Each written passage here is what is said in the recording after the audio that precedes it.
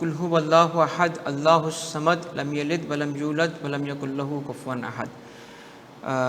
बेटा kindly online students confirm करें आपके पास सारी चीज़ें ठीक है। वालेकुम अस्सलाम वलीद, कैसे हो बेटा, ठीक हो? अच्छा भाई, आज हम फर्स्ट क्लास स्टार्ट कर रहे हैं कंपनी लॉ की, और वो स्टूडेंट्स जिन्होंने अभी टैक्सेशन मुझसे पढ़ा था उनके लिए ये एक डिफरेंट वे में डिफरेंट तारीख तो नहीं नज़र आएगा, क्योंकि दोनों सब्जेक्ट्स की नेचर डिफरेंट है, मगर वही तारीख तो नहीं हो जो आपके साथ 19 घंटे साथ था, वो इस दफ़ा आपके साथ 19 नहीं बल्कि 20 घंटे साथ होगा विथ वन एडेड एडवांटेज, और वो है टेक्नोलॉजी का। ठीक है, वालेकुम अस्सलाम। आज आपको पहली क्लास है, कोई इंट्रोडक्शन नहीं दूंगा, ना अपना इंट्रोडक्शन दूंगा ना मैं सब्जेक्ट का इंट्रोडक्शन दूंगा, मैं सीधा सीधा पढ़ाना शुरू करूंगा, एंड पे इंट्रोडक्शन खुद ही मिल जाएगा। ठीक है, और एक मेरा सिर्फ जुमला है, उसको याद रखना मेरा बच्चा, कि आपको कंपनी लॉ इमेजिन नहीं करवाऊंगा। इमेजिनेशन होती है ना, सोचना पड़ता है सर लफ्ज़ों में, आप बुक में और इमेजिनेशन कर रहे हो। बेटा इंशाल्लाह आज की क्लास के बाद तो मैं कंपनी लॉ एक मूवी की तरह दिखाऊंगा। इस सब्जेक्ट का सबसे बड़ा मसला पता है क्या है? बच्चों को बोरिंग लगता है, तो मैं आपको अगेन टेक्स्ट की तरह एक डेयर दे रहा हूँ, कोई एंड पे आके मुझे बताए ये सब्जेक्ट बोरिंग था, ये डेयर है। अब चूंकि मुझे पता है कि इसके अंदर टेक्स्ट बहुत ज़्यादा है और बुक आईकेप की यूज़ होगी, क्योंकि एमसीक्यू बनता है, जिसमें एमसीक्यू बनता है आईकेप की बुक ज़रूर यूज़ होनी चाहिए, कहीं से भी सवाल बना सकता है, इसीलिए आईकेप की बुक में यूज़ करूँगा। मगर इंशाअल्लाह आईकेप की बुक का every sentence every point cover ऐसे करेंगे पता भी नहीं चलेगा आपको। ठीक है, तो हम कंपनी लॉ को देखेंगे, पढ़ेंगे तो सही बट देखेंगे कि अच्छा ये है कंपनी लॉ। चलें फिर बिस्मिल्लाह करते हैं, स्टार्ट करें, बिस्मिल्लाह। बेटा इस सब्जेक्ट को आपने सबसे पहले बुक से लिंक करके पढ़ना है, तो मेरा पूरा ऑर्गेनाइज्ड स्ट्रक्चर है इस सब्जेक्ट को पढ़ाने का, पूरा ऑर्गेनाइज्ड स्ट्रक्चर है। मैं आपको बताऊं, अभी जो मैंने पिछला बैच पढ़ाया था, लास्ट मैंने कंपनी लॉ पढ़ाया, तो उसमें बहुत ज़बरदस्त बच्चे थे आपकी तरह, वो आए, उन्हें कहा सर ये आप पेपर दे के आए, तो स्पेशली मेरे पास आए पूछने के लिए कि आप ये रीज़न कहाँ से लाते हो, लॉजिक कहाँ से लाते हो।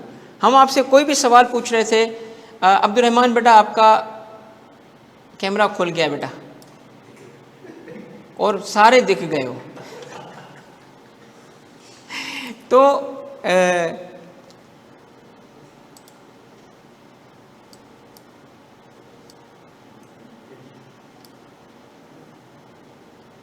ओके, तो अब ये है कि हमने किस तरीके से इसको कवर करना है। बेटा ये चीज़ काइंडली ज़रा देख लो,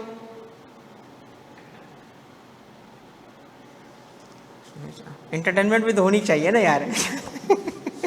तो इस सब्जेक्ट को हम कैसे लेके चलेंगे, इसको हम सब्जेक्ट के साथ बुक के साथ कनेक्ट लेके चलेंगे, ऑर्गेनाइज्ड। एवरी यूनिट जो बुक का होगा आपको मेरी स्लाइड में नजर आएगा, और उसमें जो बच्चे की बात बता रहा था आया कि जी रीज़न कहाँ से देते हैं यार, हम टेक्स्ट में तो आपको देखा था कंपनी लॉ भी रीज़न दे रहे हैं। बेटा देखिए, इसके लिए ना आपको मैं अगेन कहता हूँ, आस्क मी एनीथिंग, जो आपने सवाल करना है पूछिएगा, आपको जहाँ लॉजिक सुननी है पूछ लीजिएगा। ठीक है, कुछ ऐसी चीज़ें भी लास्ट टाइम मैंने नोट की हैं कि बच्चों के कहाँ कहाँ प्रॉब्लम है, वो इंशाल्लाह आपके हल होंगे। इस दफ़ा सिर्फ आपको कॉन्सेप्ट नहीं है बल्कि कॉन्सेप्ट की प्रैक्टिस भी होगी। ठीक है, शैल वी स्टार्ट नाउ बेटा। ऑनलाइन वालों काइंडली बेटा कंफर्म करो, हम 4 लोग देख रहे हैं भाई, 5 देखो, क्या मसला है यार, कोई मसला नहीं यार। टेंशन नहीं है बेटा, बस तुम इंजॉय करो सब्जेक्ट को। स्टार्ट करें बच्चों, ऑनलाइन वालों भाई सारे कंफर्म कर लें, स्टार्ट करें, ऑल इज ओके ना? चलो बच्चा बिस्मिल्लाह। बेटा सबसे पहले आज हम जो टॉपिक कवर करेंगे वो आपका चैप्टर 1 है, कंपनी के बारे में इंट्रोडक्शन, टाइप्स और रजिस्ट्रेशन से ये लिंक रखता है। अच्छा, मैं यूं नहीं कवर करूंगा कि चैप्टर 1 से शुरू करूंगा और आखिर तक जाऊंगा, मैं अपने ऑर्गेनाइजेशन से जाऊंगा। पूरी बुक को मैंने अपने हिसाब से ऑर्गेनाइज किया हुआ है, मगर यूनिट्स कनेक्टेड होंगे, यानी कवर एवरीथिंग होगी, क्योंकि मुझे पता है कि किस चैप्टर को किसके साथ मिला के पढ़ाना है। ठीक है, मगर ये बात आपको पता होगी कि हम सारी की सारी चीज़ें बुक के थ्रू कवर कर रहे हैं। सबसे पहले मेरे बच्चों आए तो हमें एक बुनियादी बात को समझना है कि आपके इस चैप्टर में जो यूनिट नंबर 1 है, चैप्टर नंबर 1 है, उसमें 5 पॉइंट्स हमने कवर करने। पहले पॉइंट का ताल्लुक है फीचर्स ऑफ द कंपनी से, ये आज कवर होगा। उसके बाद नंबर 2 डेफिनेशंस हैं, टाइप ऑफ कंपनीज है। उसके बाद अथॉरिटीज़, ऑफिशियल्स, मेंबर्स और रेजोल्यूशन, ये अलग अलग टॉपिक है जो मिला के एक जगह नंबर किया हुआ है। उसके बाद एसोसिएशन नॉट फॉर प्रॉफिट, इसको सेक्शन 42 कंपनी भी कहते हैं। ये कंपनी बनती हैं मगर एनजीओ की तरह काम करती हैं, एनपीओ इसको कहते हैं, नॉट फॉर प्रॉफिट, ठीक है। सेक्शन 42 है इसका, और आखिर में रजिस्ट्रेशन ऑफ कंपनी से ताल्लुक रखता है। ये सारे के सारे टॉपिक्स इस चैप्टर में गिवन है, ठीक है। हम कहाँ से स्टार्ट कर रहे हैं? हम बिस्मिल्लाह कर रहे हैं पहले टॉपिक से। इसीलिए आपको ये जो टॉपिक होगा ना पहला, कौन सा, फीचर्स ऑफ द कंपनी, ये हर जगह लिखा हुआ होगा। मगर जब हम बुक में आते हैं तो उसको स्टार्ट करते वक्त पार्ट 1 में फीचर्स ऑफ द कंपनी में फिर 6 सब पॉइंट्स हैं। इसका मतलब है कि पहला चैप्टर स्टार्ट किया, यूनिट 1 स्टार्ट किया, उस यूनिट 1 में 6 पॉइंट्स हैं। और 6 पॉइंट्स कौन से हैं फीचर्स ऑफ द कंपनी में? सबसे पहले हमने क्या, कहाँ से स्टार्ट करेंगे? पहला पॉइंट है 1.1, जो company is artificial legal person है। उसके बाद फीचर्स है, उसके बाद ये कॉन्सिक्वेंस है, फिर ट्रांसफर। ये आज का टॉपिक है, आज का लेक्चर है, ठीक है। हम इसके थ्रू कवर करेंगे। और सबसे पहले आए फर्स्ट पॉइंट की तरफ। तो यहाँ से कंपनी लॉ को या कंपनीज को समझने के लिए बेटा बुनियादी चीज़ों में से एक इम्पॉर्टेंट चीज़ जो हमें समझनी होती है वो ये है कि कंपनी को एज आर्टिफिशियल लीगल पर्सन कहा गया है। मैं आपको कहता हूँ साथ में ना नोटिंग भी करते जाएं, 2 चीज़ें लिख लें कंपनी लॉ के बारे में। कंपनी लॉ के बारे में 2 चीज़ें जो समझें, आपको इंशाअल्लाह चीज़ों को तफसील से समझाऊंगा, पढ़ाऊंगा, प्रैक्टिस करवाऊंगा। क्योंकि बेटा ये ऐसा सब्जेक्ट है जिसको मैंने अल्हम्दुलिल्लाह बड़ी रिसर्च से इस पर की हुई है। एक वक्त मेरे पे आता है जिसमें मुझे खुद को रोकना पड़ता है, जिसमें मैं ये सोचना शुरू कर देता हूँ कि टैक्स को छोड़ कंपनी लॉ पढ़ा बस, क्योंकि I enjoy it more. Although tax मेरा कितना आपको पता है पैशन है, उस पैशन से भी एक कदम में ज़्यादा फील करता हूँ फॉर कंपनी लॉ, ठीक है। क्योंकि इस सब्जेक्ट को उठाने की वजह, पढ़ाने की वजह यह है कि इसमें बहुत काम किया जा सकता है और अल्हम्दुलिल्लाह मैंने इस पे काफ़ी काम कर लिया है जिसका आप बेनिफिट लेंगे। 2 चीज़ें लिखें कंपनी के लिए। कंपनी के 2 खासियतें हैं। एक को कहते हैं separate legal entity, company is a separate legal entity, और दूसरा है लिमिटेड लायबिलिटी। अब ये फीचर्स आपको मैं समझाऊंगा आहिस्ता आहिस्ता करके और कवर करूंगा, इंशाअल्लाह आपको ये चीज़ें समझ आएंगी। ख़ास तौर पे अगर मैं कहूँ ना कि व्हाट इज सो यूनिक, तो सेपरेट लीगल एंटिटी होना और लिमिटेड लायबिलिटी होना, ये सारे कॉन्सेप्ट समझेंगे। तो 2 खास हैं। इस वक्त मैं किस चीज़ को कवर कर रहा हूँ? सेपरेट लीगल एंटिटी को। तो टाइटल ऊपर क्या लिखा हुआ है? आईके बुक में क्या है? आईके बुक की ही ऑर्गेनाइजेशन है सारी बेटा, company is artificial legal person. मगर इससे पहले हमें समझना यह है कि कंपनी बनती क्यों है। कंपनी बनाई जाती है to conduct business. Company business है, बिजनेस करने के लिए बनती है, तो कंडक्ट बिजनेस, बिजनेस करने के लिए कंपनी बनती है ना। तो हम कंपनी को कब समझ पाएंगे? जब दिन को समझने के लिए रात हो, रोशनी को समझने के लिए अंधेरा हो, ऑपोजिट को समझेंगे, 2 ऑपोजिट्स के जरिए कंपैरिजन करेंगे तो हमें समझ आता है। तो कौन कौन से और फॉर्म्स ऑफ बिजनेस अवेलेबल हैं जिसके थ्रू बिजनेस होता है? तो आमतौर पे 3 तरीके से बिजनेस होता है। हालांकि इसके अंदर बहुत चेंजेस आ चुकी हैं। मैं तो एक स्पेक्ट्रम बनाऊंगा, जिस स्पेक्ट्रम में बताऊंगा कि देखो एक तरफ एक कोने पे खड़ा है सोल प्रोप्राइटर और दूसरी तरफ कंपनी है। इनकी इतनी किस्में आ चुकी हैं कि आपको ये 3 बोलना भी मुझे ओवर सिंप्लीफिकेशन लगती है। ये 3 नहीं है, 13 हो चुके हैं फॉर्म्स।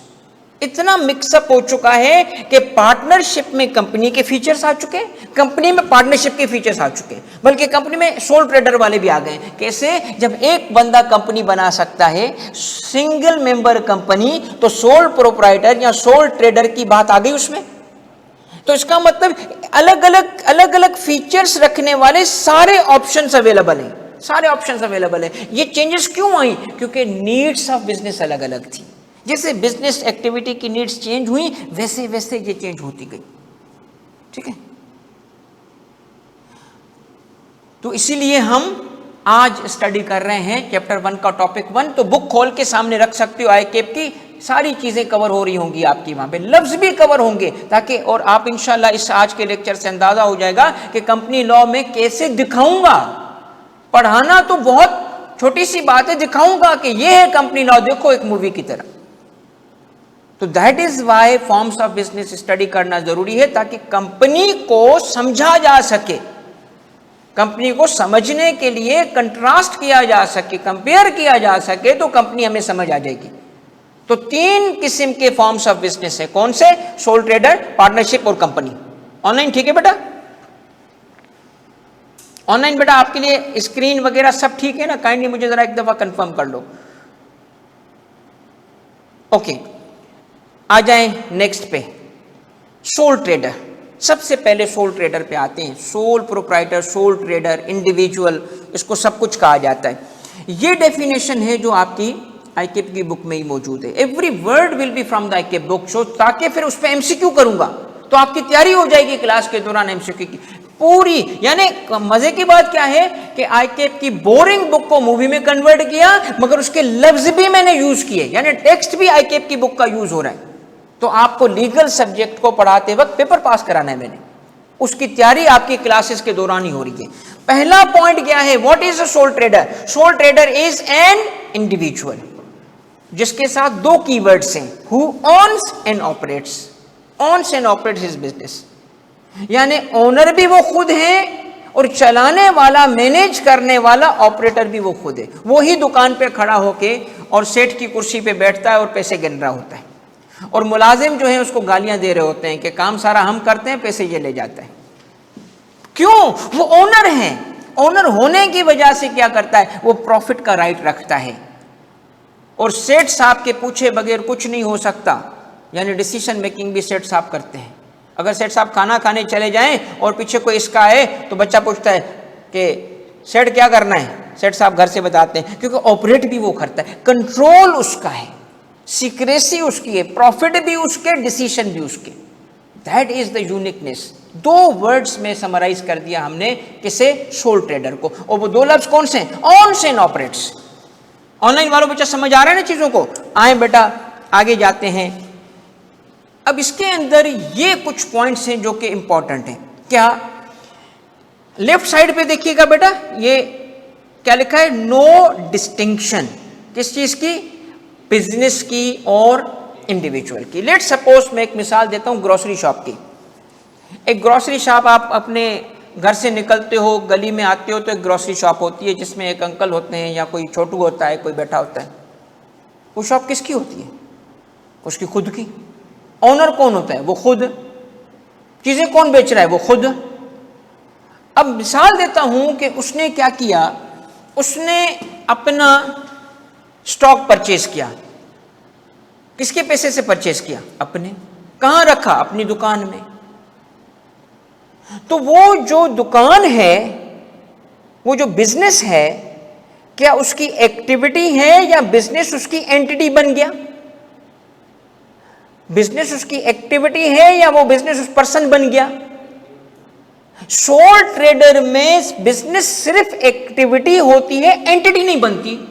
वो ये नहीं कह सकता कि मैं अलग, बिजनेस अलग। सपोज कर ले बीवी ने कॉल की कि वही बच्चे के लिए दूध लेके आ भाई, तो क्या करेगा? लेके आएगा, उठा के आएगा। क्यों? उसका है सब कुछ। जरूरत पड़ गई जी, किसी को पैसे लोन के लौटाने थे, उसने कहा यार पैसे तो नहीं है, स्टॉक पड़ा है, तो क्या करेगा? दे देगा। उसे किसी से पूछने की जरूरत नहीं है, क्योंकि वो बिजनेस एक्टिविटी है, एंटिटी नहीं है। तो सेपरेट पर्सन नहीं है। पर्सन बनने से क्या होता है? What is a legal important, वो कहते हैं ना कॉन्सेप्ट पर्सन का है तो क्या है, क्योंकि पर्सन को राइट्स और ऑब्लिगेशंस होते हैं। नेचुरल पर्सन है, सबसे पहला राइट उसका क्या होगा? पहला राइट क्या होगा उसका? पर्सन है तो उसकी पहला राइट होता है जिंदा रहने का, इसीलिए लाइफ को प्रोटेक्ट किया गया है। मगर आर्टिफिशियल पर्सन जो लॉ का बनाया हुआ है, उसकी लाइफ तो नहीं है ना उस तरीके से, तो बाकी सारे वो राइट्स जो पर्सन के होते हैं उसको हासिल हो जाते हैं। अभी आगे चल के आप देखेंगे कि कौन कौन से राइट्स हैं। यहां पे लीगली क्या है, no distinction, legally there is no distinction. किस पे डिस्टिंक्शन नहीं है बेटा? इंडिविजुअल पे और उसके बिजनेस में कोई डिस्टिंक्शन नहीं है, they are one and the same thing. अगली लाइन पढ़ें, law sees business and individual as one and the same thing, उनमें फर्क नहीं है। मिसाल ले लें, शॉर्ट सर्किट हो गया दुकान में, शाम के टाइम पे जब दुकान बंद करके बाबू भाई घर गए और ऊपर जो फ्लैट था उसमें आग लग गई, उसने केस फाइल कर दिया। बताओ किस पे फाइल होगा, दुकान पे या बाबू पे? क्यों बाबू पे? वो कहता मैंने थोड़ी किया, दुकान ने किया, मैंने थोड़ी दुकान पे केस फाइल कर। तो दुकान में तू ही है, तेरा जिम्मा था, उसमें और तुम्हें फर्क नहीं है। और in other words, law does not recognise business as person, as person उसको रिकॉग्नाइज लॉ नहीं करता। देयरफॉर उस बिजनेस के सेपरेट राइट्स और ऑब्लिगेशन नहीं है, वो राइट्स एंड ऑब्लिगेशन उस बंदे के हैं। अगर बिजनेस को सेपरेट पर्सन माना जाता तो बाबू पे केस नहीं होना था, बिजनेस पे होना था, क्योंकि वो पर्सन हो जाता। अब फर्क समझ रहे हो? वो हम क्यों सोल ट्रेडर को पढ़ रहे हैं? कंपनी में ये फीचर नहीं है, कंपनी अलग और बनाने वाले अलग, ठीक है? कंपैरिजन से हमें why we study sole trader, ताकि फर्क तो कर सकें। और इट यानी law recognises the individual only, law के सामने। अब एक सपोज करने हम कोर्ट ऑफ लॉ जाते हैं एक केस फाइल करने के लिए, तो किसके खिलाफ केस फाइल करने जा रहे हैं? एक दरख्त के खिलाफ। ये दरख्त जो है ना, इसके खिलाफ मैंने केस फाइल करना है। क्यों भाई? मैं जाता हूं तो कचरा मेरे पे गिरता है, तो दरख्त के खिलाफ केस फाइल होगा? वो क्या पागल हो गए? दरख्त पे क्या केस? योर ऑनर नहीं, इस पे केस फाइल करो और इसके खिलाफ फैसला करो। फैसला ये इसको काटा जाए। आपको पता है एक शख्स ने पाकिस्तान में, मैंने ये बात पढ़ी थी इंटरनेशनल मीडिया में, खलीज टाइम में ये न्यूज़ आई थी कि पाकिस्तान में एक लड़के ने एक आंटी पे केस फाइल कर दिया जिसने बिल्ली मारी। बिल्ली मारने पे केस फाइल हुआ। जो नाम लिखा था ना, मैंने कहा यार ये सुना हुआ नाम है। मैंने फिर सोचा अरे ये तो दोस्त है अपना, उसको कॉल की। मैं 2-3 गाली, साले क्या तूने किया है? बिल्ली मारने पे केस। कहता है हाँ, आंटी ना रोज लड़ती थी मेरे से पार्किंग पे, मैंने देखा एक दिन वो गाड़ी चला रही थी, बिल्ली पे चढ़ गई। अब वो बंदा खुद एडवोकेट है, लॉयर है, उसने केस फाइल कर दिया। एनिमल राइट्स, ठीक है? तो कहना का मकसद क्या है? You need to understand the first lesson of company law. What is a person, what is separate legal personality, what is corporate personality, सारी चीज मिला के ऊपर जो लफ्ज लिखे हैं 3, आर्टिफिशियल लीगल पर्सन क्या है, और अगर कंपनी है तो उससे होगा क्या, होगा क्या, पूरा का पूरा कॉन्सेप्ट आपका यहीं से बन जाएगा। ठीक है ऑनलाइन वालों बेटा? अब आते हैं नेक्स्ट पॉइंट की तरफ, और वो ये है कि अगर इस केस में लायबिलिटी हो, छोड़ो इस टेक्स्ट को, देखो मूवी, बैंक है, बैंक से लिया है क्या? लोन। किसने? उसी ग्रोसरी शॉप ने, उसी बाबू की शॉप ने, ठीक है? बाबू ने दुकान लगाई ग्रोसरी शॉप, बैंक से लोन लिया 80,000, लोन पे नहीं कर सका। बैंक ने क्या करना है? बैंक ने बाबू के पास भाई भेजना है, भाई हाँ रिकवरी भाई, ठीक है? रिकवरी भाई आ गया उसके पास, 60,000 रुपये दो। तो बाबू भाई जो है मुकर जाते हैं, कहते हैं लोन किसको दिया? ग्रोसरी शॉप को। उसी स्टॉक किस कहाँ का खरीदा गया? ग्रोसरी शॉप का। तो मेरे पास क्यों आया? उसी से लो ना। कहते गए थे ग्रोसरी शॉप पे, वहां तो माल ही 10,000 का पड़ा था, वो हमने उठा लिया है, रिकवरी हो चुकी है। कितनी रिकवरी हो चुकी है? 20,000 तूने पे किया था बाबू, और अब 10,000 का हमने वहां से स्टॉक उठा लिया है। कितनी रिकवरी हो गई? बाकी कितनी रह गई? वो तू देगा, मैं क्यों दूं? इसलिए कि तुमने बिजनेस किस फॉर्म में बनाया? Soul trader. और लीगली सोल ट्रेडर में पर्सनल लायबिलिटी किसकी?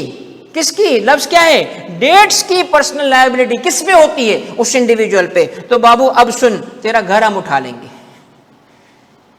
तेरी पर्सनल प्रॉपर्टी रिस्क पे आ जाती है। आपको पता है जो लोग फ्रॉडी होते हैं ना, कभी पर्सनल ओन एसेट नहीं लेते, बताओ क्यों? ये जी इसके केस हुआ ना तो कोर्ट मेरी प्रॉपर्टी को करेगी सेल, तो वो सारे पैसे ना कैश में दबा के रखते हैं, प्रॉपर्टी नहीं बनाते, क्योंकि पर्सनल लायबिलिटी होती है। आई समझ आपको? तो ये लफ्ज में सबसे इंपॉर्टेंट चीज क्या थी कि पर्सनल लायबिलिटी होती है किसकी? फॉर डेट्स, लोन लेने की। किस पे होगी? बिजनेस की लायबिलिटी इंडिविजुअल पे होगी। भाई समझ आया ऑनलाइन वालों आपको? अब आ जाओ बाबू के बाद चलते हैं चाचू के पास। ये देखो भाई दूसरा पॉइंट, ये है चाचू की फैक्ट्री। चाचू ने फैक्ट्री लगाई और चाचू ने क्या कहा, बड़ा बिजनेसमैन बनता हूं, इस फैक्ट्री से जो पैसे निकले ना, अब ये घूमने फिरने पे लगा हुआ है, कभी कौन सा बिजनेस, कभी कौन सा बैग लेके फिर रहा है। चाचू कहता है जी मैं तो टाइकून बनूंगा, मगर चाचू से एक गलती हो गई। पीछे जो मैनेजर बैठा के गया ना, वो था नालायक पांडा, उसने ख्याल नहीं रखा कि फैक्ट्री से तो धुआं निकल रहा है, और धुआं भी कौन सा? जहरीला। क्या हुआ? 2 लोग मर गए। अब 2 लोग मर गए, पुलिसिया आ गया। पुलिसिया तो ऐसे ही होता है ना मोटा, तुझे क्या लगता है क्या वो फिट होते? ये पुलिसिया चला गया फैक्ट्री के पास। ले मेरे बच्चों, क्या करेगा पुलिसिया? जेल में डालेगा। किसको? फैक्ट्री को। फैक्ट्री को जेल में डालेगा। चाचू को, चाचू चला गया जेल में। चाचू रो रहा है, यार मुझे क्यों था, मैंने धुआं थोड़ी छोड़ा था, मैं धुआं थोड़ी निकाल रहा था, वो फैक्ट्री थी, फैक्ट्री को जेल में डालो। भाई कानून क्या कहता है? कानून कहता है कि तूने बिजनेस का कौन सा फॉर्म उठाया था? Soul trader. तो अब सुन, लीगल ब्रीचेस की पहले स्लाइड में क्या पहला पॉइंट बताया? डेट्स की, लोन की। अब क्या बता रहा हूं? लीगल ब्रीचेस भी तेरे गले। तो चाचू जल्द तू जा जेल में। सही है? पॉइंट समझ आ गए? सोल ट्रेडर समझ आ गया? की पॉइंट्स बताओ। Soul trader separate, soul trader का बिजनेस सेपरेट लीगल एंटिटी नहीं है, पहला पॉइंट ये था। इसीलिए लोन या डेट्स की ऑब्लिगेशन किस पे है? ट्रेडर पे। लीगल ब्रीचेस किस पे है? ट्रेडर पे। आई बात समझ? चल बेटा, अब ये पुलिसिया तेरे पीछे लगा रहा हूं, ये तेरे पीछे आ रहा है पुलिसिया, क्योंकि तुमने ये क्विज नहीं किया ना, तो तुझे जेल में डालेगा। करो बेटा सवाल सॉल्व। हर टॉपिक पे फॉलोड बाय क्विज होगा, इंटायर कोर्स, हर टॉपिक फॉलोड बाय क्विज होगा, ड्यूरिंग क्लास क्विजेज होंगे। चलो मेरे बच्चों ऑनलाइन वालों शुरू हो जाओ। Who is a sole trader? A group of individual running a business together? नहीं। Company with multiple? नहीं। Individual who owns and runs, own और रन, ऑपरेट या रन, या partnership. C is correct answer. Online बेटा सबने participate करना है। Second MCQ करो भाई।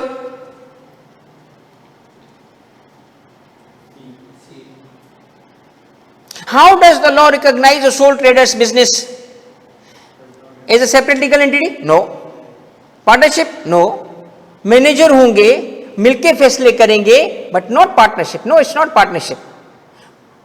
Law does not recognise business, law recognises only the individual, जो उसका ओनर है।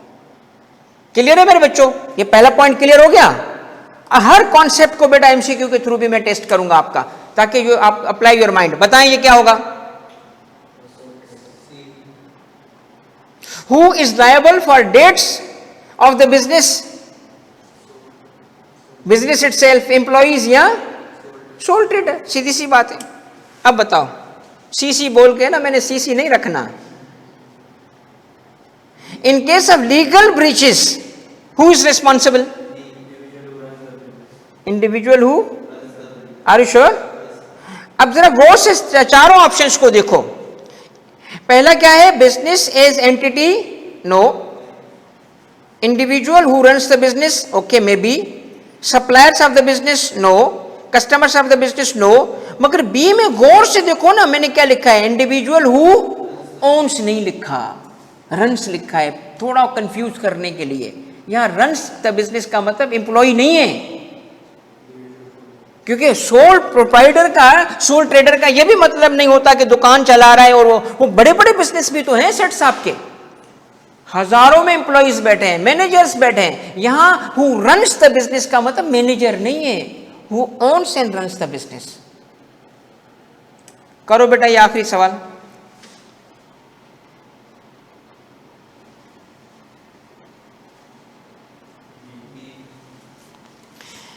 What does personal liability mean for a sole trader? Business is responsible for all debts. Sole trader is responsible for business debts and legal breaches. Liability is shared among the employees, government obviously भी। चूंकि concept इतना easy था, सारे MCQ easy थे। As we move, concept complex होता जाएगा, MCQ complex होता जाएगा। ऐसे ए बी सी नहीं बोल दोगे, फिर कहोगे सर आप बताएं, तो आएगा, ये भी वक्त आएगा। चले बेटा सेकंड पॉइंट की तरफ। बुक देख लो अपने पास, जिसके पास बुक है खोलो भाई, देखो। अब मुझे ये बताओ कि बुक का पहला पॉइंट कवर हो गया, सारे लफ्ज भी कवर हो गए, सारा टेक्स्ट भी कवर हो गया, एमसीक्यू भी तुमने उस पर कर लिया। ऑनलाइन बेटा आप मुझे बताएंगे तो मैं आगे बढ़ूंगा, बताइएगा जरा। स्क्रीन वगैरह सब ठीक है आपके पास, वो सारी चीजें सही है आपके पास, सही है ना? चलो इसी तरीके से चलोगे। आप सिर्फ मुझे एक चीज की गारंटी दो बेटा, आईकेप की बुक को आगे रखोगे और रोज रिवाइज करोगे बस। और ये बुक को मैं आसान करने का तरीका बताता हूं। अगर आपको इस तरह ये पैराग्राफ में फंसा हुआ टेक्स्ट मुश्किल लगता है ना, तो सारी बुक मैंने पॉइंट में भी कन्वर्ट की हुई है। इंटायर बुक आपको इजी पॉइंट्स में भी समझ आएगी, पीडीएफ शेयर कर दूंगा, वो इजी टू रीड होगी आपके लिए, उसके पॉइंट्स अलग अलग किए हुए हैं, ठीक है? तो रीडिंग के लिए चाहे वो मेरे नोट्स होंगे जो मैंने थोड़े से उसको टेबुलर फॉर्म में कर दिया है, और फ्लो चार्ट्स डाले हुए, वो सारे फ्लो चार्ट्स यहां पे भी होंगे, स्लाइड्स के अंदर भी होंगे, मगर फोकस रखना, रिवीजन डेली होनी चाहिए। चलो मेरे बच्चों नेक्स्ट पॉइंट पे आते हैं। नेक्स्ट पॉइंट क्या है हमारा? पार्टनरशिप। आए जरा पार्टनरशिप को देखते हैं कि इसके बारे में क्या है। इसकी अगेन वही मीनिंग, इसमें की पॉइंट क्या है? वही दो लफ्ज, ऑन्स एंड ऑपरेट्स, मगर ये फर्क क्या हो गया? उसमें सिंगल बंदा था, यहां दो या दो से ज्यादा। Again it's a form of business, एक ऐसा फॉर्म ऑफ बिजनेस जिसमें एक से ज्यादा लोग ज्वाइंटली वो काम करें जो इंडिविजुअल कर रहा था, ओन्स एंड ऑपरेट्स। वो अलग बात है कि उसमें कुछ पार्टनर ऐसे होंगे जो ऑपरेट करने में डायरेक्टली पार्टिसिपेट नहीं करते, क्योंकि पैसिव पार्टनर्स होते हैं, वो स्लीपिंग पार्टनर्स होते हैं, ये मुमकिन है, मगर राइट उनका भी होता है कि अगर वो चाहें तो पार्टिसिपेट कर सकते हैं। वही दो कीवर्ड्स, मगर यहां पे फर्क क्या है कि लोग ज्यादा हैं। ठीक है बच्चों, आगे जाऊं? नेक्स्ट, अब रुके, आखिर इसकी जरूरत क्यों पड़ी? देखिए एक बात समझें, जब आप पार्टनरशिप में जाते हो तो you have to share profits, you have to share profit. भाई इसका मतलब है 3 पार्टनर है, 5 पार्टनर है, 7 पार्टनर है, तो जो प्रॉफिट होगा at the end of the day वो सब में बटेगा इन ऑर्डर ऑफ देयर जो प्रॉफिट शेयरिंग रेशियो होगा। तो सारा प्रॉफिट एक क्यों नहीं लेके जाना चाह रहा? क्योंकि एक्चुअली नेचर ऑफ बिजनेस ऐसी है, क्योंकि एक बात याद रखना, बिजनेस को बिजनेस के उसूलों पे किया जाता है तो कामयाब होता है। और बिजनेसमैन कभी भी 1 रुपया किसी के साथ शेयर नहीं करना चाहेगा। He wants to take everything, he wants to take all, और कोई इसमें बुराई नहीं है अगर वो करना चाहता है, मगर मजबूरी ये है कि he can't run and start the business alone. मैं आपसे पूछता हूं कि बताएं, पाकिस्तान में रेलवे अब तक प्राइवेटाइज क्यों नहीं हो सका? वन ऑफ द रीजन, हालांकि इतना बड़ा बिजनेस है, दुनिया भर में कमर्शियल गुड्स दुनिया भर में रेलवे के थ्रू ट्रांसपोर्ट होती हैं, पाकिस्तान में पूरा नेटवर्क भी है, फिर भी ये बिजनेस नहीं वहां पे ट्रांसफर हो सका, क्योंकि गवर्नमेंट की कोई मजबूरी है उसको करना। पाकिस्तान में कितने पार्क्स हैं जो कि प्राइवेट सेक्टर बनाए, एयरपोर्ट्स प्राइवेट सेक्टर ने बनाए। फैसलाबाद का शायद या सियालकोट का एक ही एयरपोर्ट है जो प्राइवेट सेक्टर ने खुद बनाया। क्यों? क्योंकि गवर्नमेंट वहां वाहिद इन्वेस्टर है, गवर्नमेंट के पास पैसे हैं इतने, वो कर सकता है, आम लोग नहीं कर सकते। Steel mill, steel mill, steel mill, कोई जमाना था स्टील मिल के लिए कि हुकूमत लगाएगी, क्योंकि कोई और लगा ही नहीं सकता। अब अगर कहो ना तो आम बंदा भी लगा रहा है। इसका मतलब क्या है कि बिजनेसेस के लिए one of the important thing, not the soul thing, is capital. अगर किसी एक बंदे के पास कैपिटल है और वो अकेला बिजनेस कर सकता है, वो अकेला करेगा। मगर अगर उसके पास रिक्वायर्ड कैपिटल नहीं है या टेक्निकल एक्सपर्टीज नहीं है, तो then another form is available. एक लफ्ज सुनिएगा, टू क्रिएट सिनर्जी।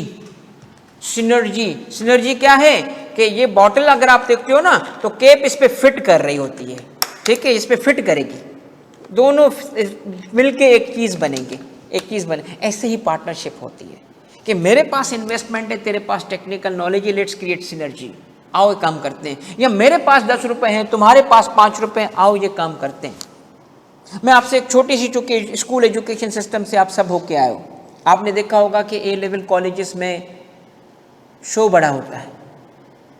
एक बार बंदे ने मुझे कॉल की, सर बताइएगा आप एजुकेशन से हो, बच्चे को कहाँ भेजूँ? ये 2 नाम लिए। मैंने कहा बच्चा क्या चाहता है? कहता बच्चा तो कैंपस लाइफ चाहता है। मैंने कहा अच्छा, दोनों अच्छे, यहाँ भेज दो। तो कैंपस की इन्वेस्टमेंट अकेला बंदा करता है या 5-5, 7-7 पार्टनर मिलकर स्कूल खोलते हैं? क्यों?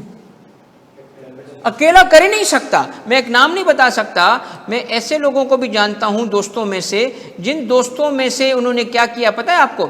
जिन्होंने इवन अपने घर भी बेचे, रेंट पे आ गए ताकि वो रिक्वायर्ड इन्वेस्टमेंट कर सके। जाती घर बेच के रेंट पे आ गए ताकि इन्वेस्टमेंट के पैसे निकाल सके। ठीक है, ऐसा होता है बेटा। तो पार्टनरशिप की मल्टीपल रीजंस होती हैं। वन ऑफ द रीजन मैंने क्या बताई? कैपिटल। तो ईच पार्टनर यूजुअली कंट्रीब्यूट्स क्या? कैपिटल। और कैपिटल किस में होगा? पैसे की फॉर्म में, एसेट्स की फॉर्म में, टू द बिजनेस। और दूसरा, अब आगे लीगल डिस्टिंक्शन। बताएं लीगल डिस्टिंक्शन क्या है इसकी? भाई लीगल डिस्टिंक्शन इसकी ये है कि भाई जैसे सोल प्रोप्राइटर था वैसे ही, जैसे सोल प्रोप्राइटर था वैसे ही इसकी भी कोई कानूनी हैसियत नहीं है।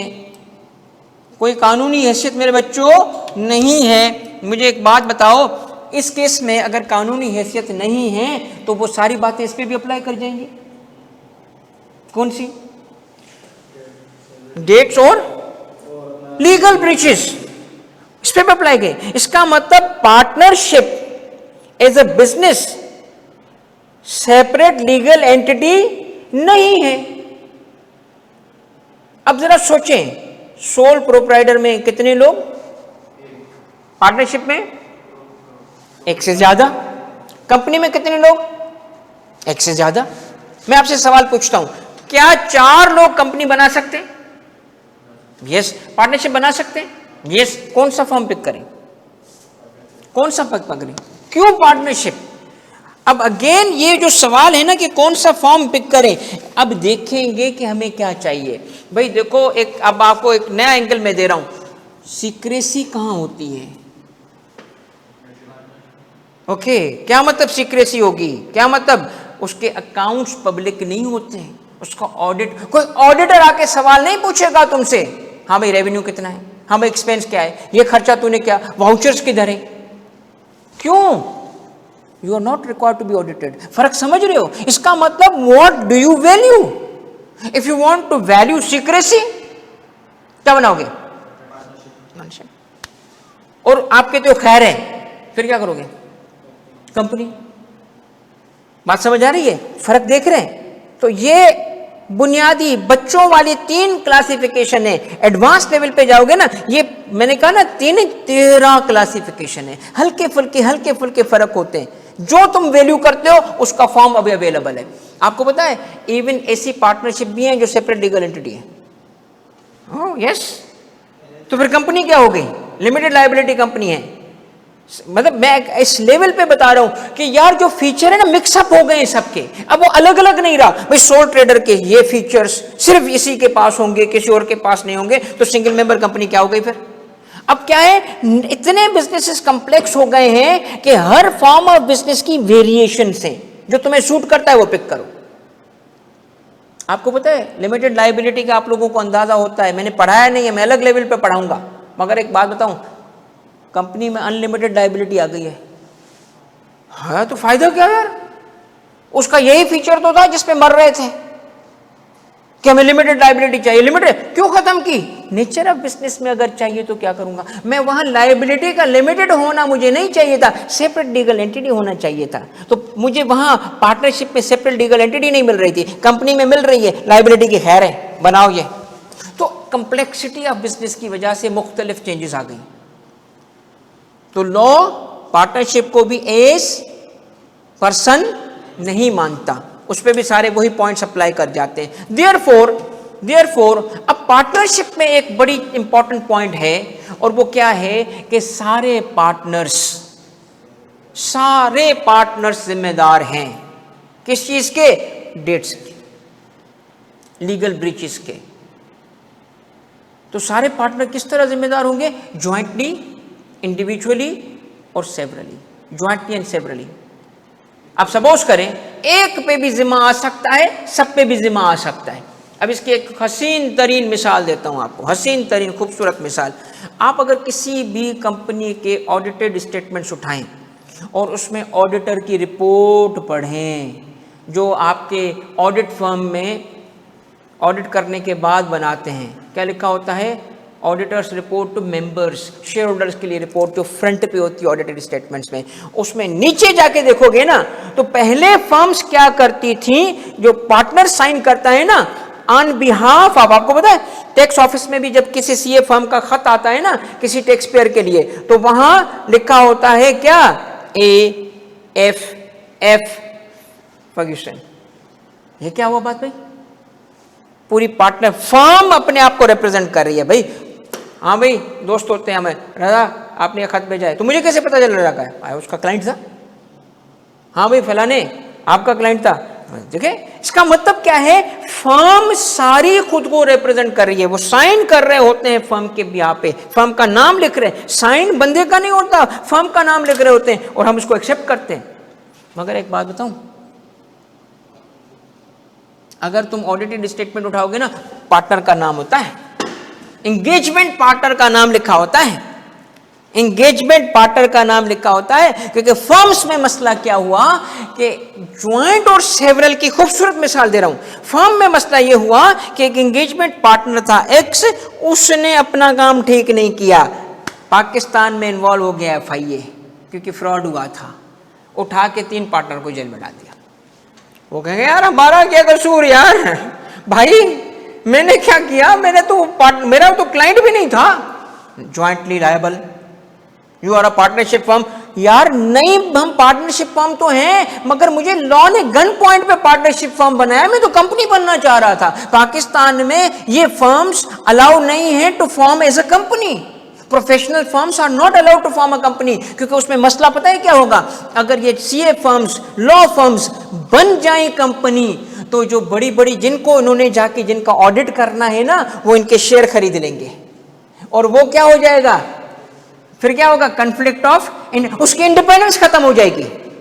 बड़ी बड़ी फर्म्स के लिए बड़ी बड़ी जो कंपनियां होंगी उनके शेयर ले लेंगी, गई उनकी इंडिपेंडेंस। देयरफॉर लॉ इनको अलाउ नहीं करता to form as a company. वो कहते हैं यार हम पार्टनरशिप तो हैं, मगर हमें अलग रखो भाई।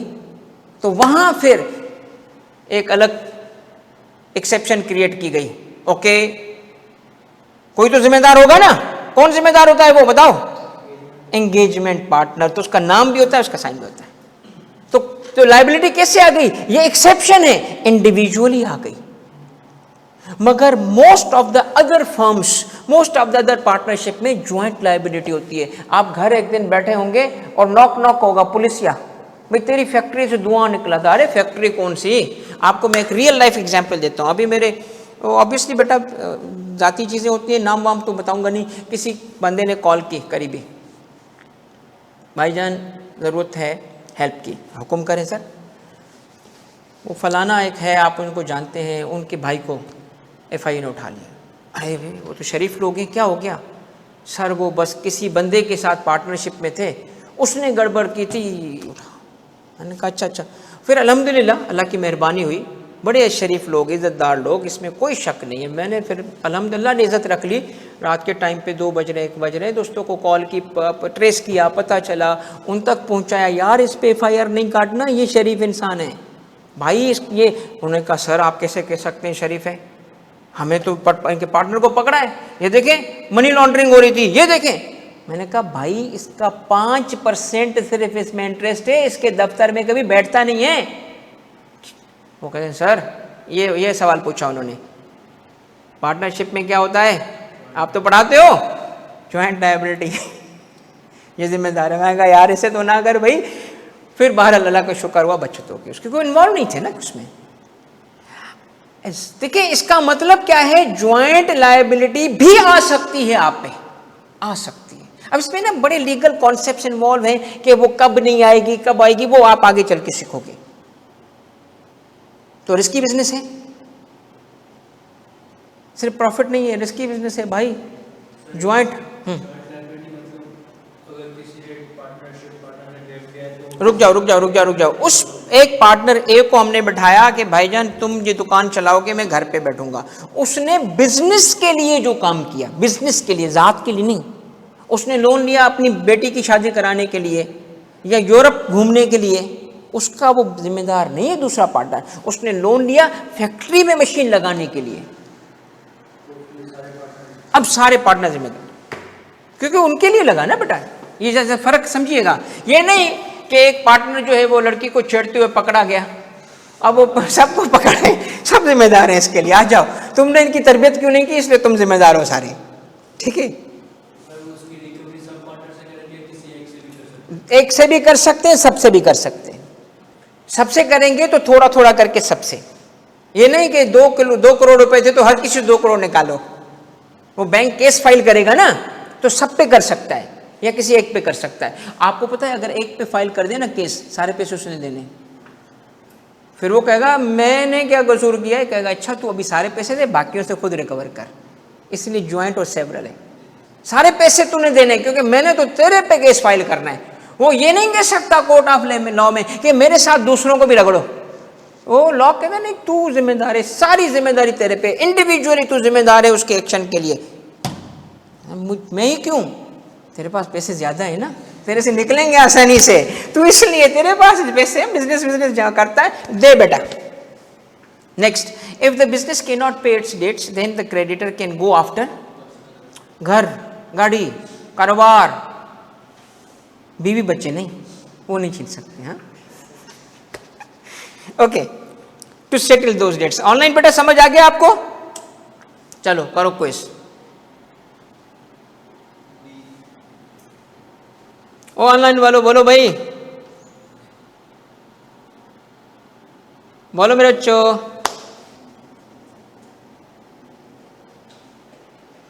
Who,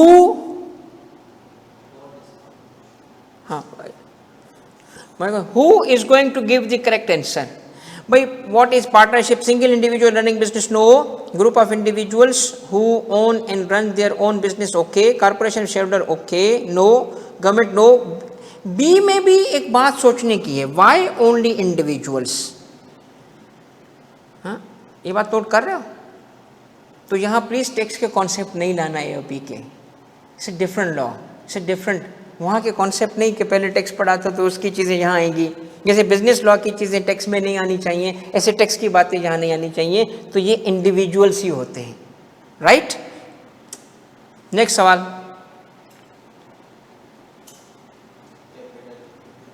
what is a common contribution by partners in partnership? Marketing strategies common होती हैं, capital, legal advice, employ management. देखिए अब करीब तरीन अगर देखा जाए तो करीब तरीन, ऐसे तो सब कॉमन ही होगा ना, करीब तरीन बनता है कैपिटल, ठीक है। करीब तरीन कैपिटल, बी इज करेक्ट। वैसे सी भी गलत नहीं है, अगर सारे 2 पार्टनर हैं मिलकर एम्प्लॉय मैनेजमेंट कर रहे हैं तो कर सकते हैं, दोनों को हक होता है। But again more appropriate is B. ये करें भाई, ये तो इजी है। एज ए सिंगल इंडिविजुअल मानता है उसको, एज कॉर्पोरेशन मानता है, या law does not recognise the business? D, D is correct. Online बेटा जल्दी जल्दी बताएं, डी इज करेक्ट। डी बेटा, कि law does not recognise the business. Which business? ऊपर लिखा है ना सवाल में, पार्टनरशिप बिजनेस, तो नीचे से उसको रिपीट नहीं किया ऑप्शन में। द बिजनेस का मतलब यहाँ पार्टनरशिप बिजनेस है, ठीक है। चले भाई ये बताएं,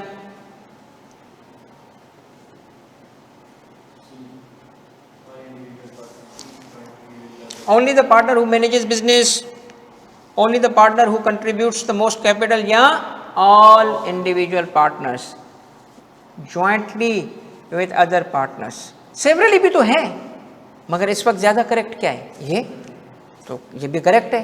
ओके, सही हो गया मेरे बच्चों। चलें ये लास्ट वाला करके दें।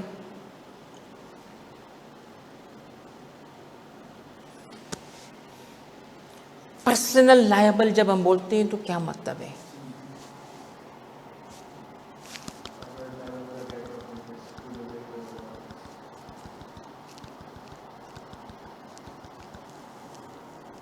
What does it mean for the partners to be personally liable in a partnership? इसका मतलब क्या है? अब देखिए मैं आपको बताऊं, कुछ ऐसे MCQ अब वक्त के साथ में कॉम्प्लेक्स करता जाऊंगा, कॉन्सेप्ट समझा हुआ होगा तो करेंगे। अब हमने जो पढ़ा ना, कहीं लफ्ज पर्सनल लायबल नहीं था मगर कॉन्सेप्ट था, तो लफ्ज चेंज करके उसी चीज पे पूछ रहा हूं। पर्सनल लायबिलिटी कहाँ थी भाई? जब एक बंदे को कहा गया कि पार्टनरशिप होने की वजह से तू जिम्मेदार है इंडिविजुअली, तो इंडिविजुअली क्या है भाई? पर्सनल लायबिलिटी है ना उसकी। फिर अब इसका मतलब इंडिविजुअल लायबिलिटी जो होगी उसकी पर्सनल लायबिलिटी बन गई है, उसी ने सब कुछ जिम्मेदारी उठानी है। अब तो partners are only responsible for their personal investments. भाई देखो मेरी इन्वेस्टमेंट कितनी है 10%, तो मैं तो 10% की हद तक जिम्मेदार हूं, ऐसा होगा? सोचो ना भाई, पार्टनरशिप में मेरी इन्वेस्टमेंट कितनी है 10%। लोन लिया गया था 10 करोड़ रुपए, मैं 1 करोड़ का जिम्मेदार हूं, ऐसा कह सकता है? तू 10 करोड़ का जिम्मेदार है, ये नहीं कह सकते। To the extent of investment नहीं है भाई, तू जिम्मेदार है पूरी के लिए। ये तो कितना बड़ा रिस्क है। बी देखें, partners are only liable for their personal debts not business. भाई बिजनेस ने डेट लिया था, मैं नहीं हूं, मैं तो जाती। भाई वो बिजनेस भी तो तेरा, वो अलग पर्सन थोड़ी है। ए और बी आर इनकरेक्ट। सी क्या है? Partners are liable for the debts of business together with other party. Yes, ये कॉन्सेप्ट बेसिकली पर्सनल लायबिलिटी का। ठीक हो गया मेरे बच्चों? क्लियर है भाई? कॉन्सेप्ट समझ आ रहे हैं? अब बुक खोलो, देखो जरा बुक का अगला पैराग्राफ हो गया आपका। सारी चीजें वही हैं, कवर हो चुकी हैं। साथ साथ बुक देखते जाएं बेटा, साथ साथ बुक देखते जाएं। देखिए आपके सारे कॉन्सेप्ट ऑनलाइन बेटा, स्क्रीन सब ठीक है ना? Everything is okay? देख लें सारे कॉन्सेप्ट्स आपकी बुक के कवर हो गए। और इस तरीके से बेटा आपकी रिवीजन भी इजी हो जाएगी, समझ भी आता जाएगा। और थोड़ा सा जो बोरियत होती है ना टेक्स्ट को पढ़ते, वो मैंने खत्म कर दी, चीज़ों को समझा के आपको एंगेज करके MCQs के थ्रू। और फिर थोड़ा सा जब टॉपिक कवर होगा तो मैं आपको केस स्टडीज़ में लिखवाऊंगा। इस दफ़ा कंपनी लॉ में लिखना पड़ेगा बहुत ज़्यादा बेटा, और केस स्टडीज़ मैंने बनाई हुई है, पास्ट पेपर्स को आगे रखते हुए अल्हम्दुलिल्लाह काम मैंने कर लिया है। तो आपको बहुत कुछ लिखना पड़ेगा, ठीक है इंशाल्लाह। चलो बेटा अब आते हैं हमारे कंपैरिजन करने के लिए कि जो हमारा सब्जेक्ट है, जो ऊपर जो इसका टाइटल है 1.1 जो चल रहा था, कंपनी एज आर्टिफिशियल पर्सन, उस तक पहुंच चुके हैं। ऑनलाइन मेरे बच्चों अब थोड़ी तवज्जो कीजिएगा। अब आप देखें इसके दो वही फीचर जो मैंने आपको दिखाए थे और कहा था लिख लो कि अगर कंपनी होगी तो समझ जाओ कि उसके दो बड़े की फीचर्स हैं। एसेंस जिससे कंपनी की शुरुआत हुई थी, जिसको कहते हैं raison d'être, the reason itself, the very reason के वो बनी क्यों थी, तो उसमें दो फीचर बड़े इंपॉर्टेंट थे। और इसकी एक छोटी सी मैं आपको कहानी बताता हूँ, जो कि अल्हम्दुलिल्लाह मेरी बड़ी अच्छी रिसर्च है इस पर, ताकि आपको थोड़ा सा एंटरटेन भी करूँ, समझाऊँ। देखो कैसे, आपने सुना होगा joint stock company. Now what is joint stock? Joint stock company, आपको पता है कंपनीज की शुरुआत, दुनिया की ओल्डेस्ट कंपनी कब बनी थी? ओल्डेस्ट कंपनी अगर हम ट्रेस करते हैं तो वो अर्लीस्ट कंपनीज बनी थी द ईयर 1600, 1600 में वो कंपनी बनी थी। And one of the most popular earliest company में शामिल होती है ईस्ट इंडिया कंपनी। और आपको पता है कंपनी का कॉन्सेप्ट कहां से जनरेट हुआ? यूरोप से। यूरोप के 3-4 कंट्री से, इंग्लैंड, पोर्चुगल, स्पेन, यहां से ये कंपनी का जन्म हुआ है। और क्यों हुआ? क्योंकि जब ट्रेड होता था सी रूट से, तो वन ऑफ द कंट्री जिसमें यूरोपियंस आते थे वो था इंडिया। और इंडिया क्यों आते थे? स्पाइसेस के लिए। तो शिप्स, जब वहां पे शिप्स आती थी और ये मैं आपको एग्जैक्ट हिस्ट्री बता रहा हूँ कंपनी की जन्म की, कंपनी बनी कैसे। तो शिप का एक मास्टर होता था, सबको पता है जी एक शिप जा रहा है, और चूंकि शिप्स के नाम ऐसे रखे होते थे, हिज मैजेस्टी HM, हर मैजेस्टी HM, और आगे कोई नाम होता था HM क्रूज, तो पता होता था HM क्रूज जा रहा है इंडिया। तो लोग क्या करते थे, अपना अपना सामान लाते थे, अपना सामान लेते थे। एक बंदा लाया बकरी, एक बंदा लाया गाय, गाय वाले को वापस कर दिया गया, तेरी गाय इंडिया में नहीं बिकती, वहां तो गाय ही गाय ठीक है, मैं तो गाय किसको बेचूंगा, वहां तो गाय गाय। तो इस तरीके से वो लोग सामान लाते थे और उसको पर्ची दी जाती थी, पर्ची, ये लो तेरी बकरी की पर्ची। तो वो बेचने, तो सामान जो वहाँ मटेरियल लोग लाते थे उसकी उनको पर्चियाँ दी जाती थी और शिप में सामान रख दिया जाता था। फिर वो HM क्रूज चला जाता है इंडिया, और फिर उनकी इंस्ट्रक्शन के मुताबिक अगर पैसे देने हैं तो पैसे दिए जाते थे जो प्रॉफिट हुआ उसका, या फिर उसके लिए वहाँ इंडिया से सामान लिया जाता था जो उसको आके दिया जाता था। इस तरह ट्रेड होता था। मगर इसमें ना जालिम जो समुद्री डाकू थे वो बड़े खतरनाक थे। वो क्या करते थे, समंदर में भी डाका डाल देते थे। तो अब जिम्मेदारी किसकी, अब उस स्टॉक की वापस आएगा। भाई रास्ते में समुद्री डाकू मिले, उन्होंने माल छीन लिया, इंडिया तो पहुंचे ही नहीं, लुट के वापस आ गए। तो ओनर क्या कहता था, सानू की मुझे तो पैसे चाहिए। बात समझ आ रही है? देखिए एक नेसेसिटी बनी थी। मैं आपको इंशाल्लाह एक केस पढ़ाऊंगा, केस स्टडी दूंगा, जो मतलब कहीं पे भी कंपनी लॉ होता है ना, वो बुनियादी केस होता है, जिससे सेपरेट लीगल एंटिटी की शुरुआत हुई थी। एक्चुअल केस है, रियल केस है, ठीक है, जिसमें कोर्ट ने हेल्ड किया company is a separate legal entity, वो भी यूके का है। तो किस्से कहानियां सारी ऐसी, अल्हम्दुलिल्लाह रिसर्च तो बताऊंगा। तो अब क्या हुआ, अब दो मसले आ गए। एक मसला क्या था, एक मसला तो ये है कि जी मेरे जिम्मे पड़ गई सारी चीज़ें, समुद्री कर्जा। और दूसरा क्या था, भाई तुमने माल दिया, बिका ही नहीं, वापस लाऊं तेरी बकरी। तू बकरी की जगह अगर तू मुझे वो जो कंबल देता ना, ब्लैंकेट, तो बिक जाता, वहाँ पे सर्दी थी। तो तूने बताया क्यों नहीं कि कंबल बेचते हैं वहाँ पे? यार तू खुद लाया ना बकरी, मैं क्या करूँ? तो आहिस्ता आहिस्ता से चेंज क्या हुआ। अब पहला चेंज ये हुआ कि बजाय लोगों से माल लेने के पैसे लेना शुरू हो गए कि छोड़ यार, तुम लोग पता नहीं कौन सी फजूल चीजें लाते हो, बिकती नहीं है इंडिया में, तो तुम पैसे दो, जो चीजें वहां बिकती है वो हमें पता है। तो अब पर्ची किसकी देना, सुनना मेरी बात बेटा, पर्ची किसकी दी गई, पैसे की। शेयर, पर्ची, पैसे, लिंक हो रहा है, इधर से शेयर्स का कॉन्सेप्ट निकला। अब हमने क्या किया, शिप का मास्टर, एक बंदा आता है, उसने दिए 100 पाउंड, एक ने दिए 50 पाउंड, एक ने दिए 10 शिलिंग, उसका उसने माल खरीदा। मालिक आ गया, भाईजान दिखा तू मेरे 100 पाउंड से क्या खरीदा। कहते यार मुझे तो पता ही नहीं, तेरे अलग थोड़ी रखा था मैंने साहब, ये सारा माल ना, सारा माल तुम लोगों के ही पैसे से परचेज किया गया। नहीं नहीं नहीं, मेरे पैसे से क्या खरीदा ये नहीं बता सकता मैं तुम्हें। क्यों नहीं बता सकते भाई, सबके पैसे हैं, जो प्रॉफिट आएगा ना हम सब में बांट देंगे। तेरा प्रॉफिट बनता है 100 के हिसाब से 5%, जो प्रॉफिट है 5% तुझे मिल जाएगा। क्योंकि शिप पे अलग अलग माल नहीं है, सबका ज्वाइंट स्टॉक है, ज्वाइंट स्टॉक है, हर किसी के पास पर्ची मौजूद है, प्रॉफिट का उतना हिस्सा तुम्हें मिल जाएगा। क्योंकि सबका माल यहाँ पे मौजूद है, इसीलिए उसको जब आगे चल के उन्होंने कहा यार इतना जिम्मा भी ना ले, वो जो मास्टर था जहाज का, कि सब मुझ पे केस फाइल करेंगे तो मेरा क्या घर बार लुट जाएगा। तो यहाँ से सेपरेट लीगल एंटिटी ने जन्म लिया और सबका माल ज्वाइंट है, तो लिमिटेड लायबिलिटी ने जन्म लिया। ये शिप से कंपनी बनी है सारी। किसी को पता था इस कहानी का बेटा? This is real story. तो दो बड़ी इंपॉर्टेंट चीजें हैं, बड़ी डेवलपमेंट्स थी। देखो सोल प्रोप्राइटर तो जब से दुनिया बनी है तब से मौजूद है ना, पार्टनरशिप भी किसी न किसी फॉर्म में मौजूद था। आखिर ये कंपनी का स्ट्रक्चर जब आया तो क्यों आया? इन दो बातों की वजह से आया। अल्दो अब ये दो बातें कंपनी तक लिमिटेड नहीं रही, ये और फॉर्म्स में भी चली गई हैं, मगर बुनियादी तौर पे ये दो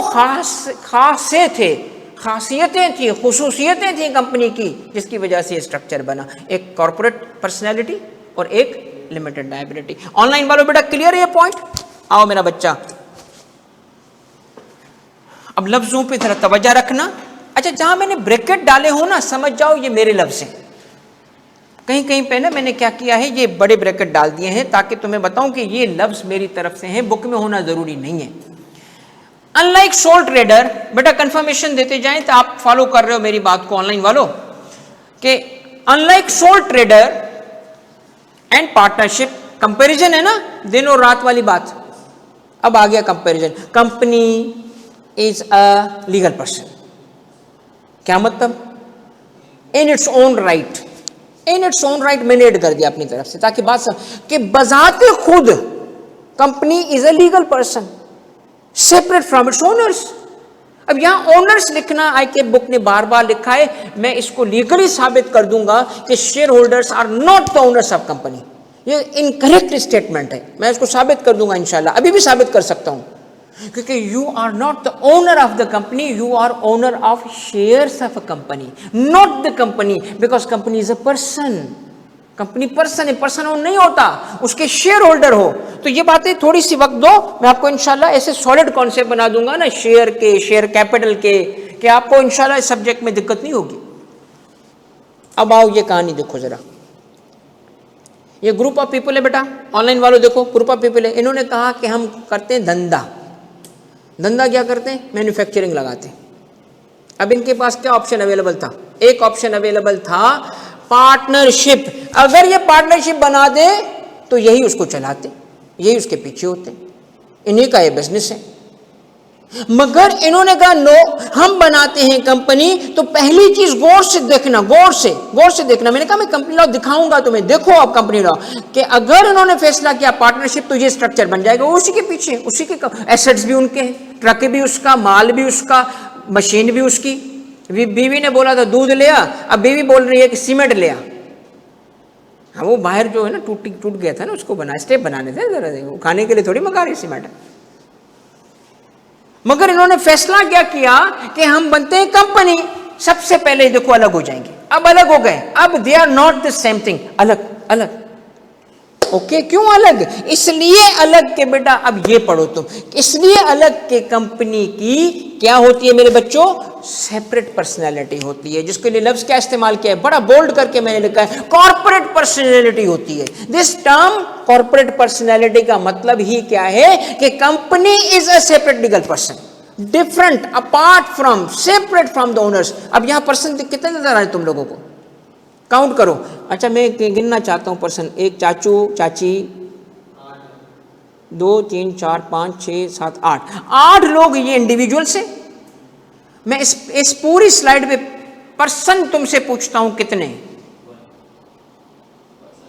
पूरी स्लाइड पे कितने पर्सन दिख रहे हैं तुझे?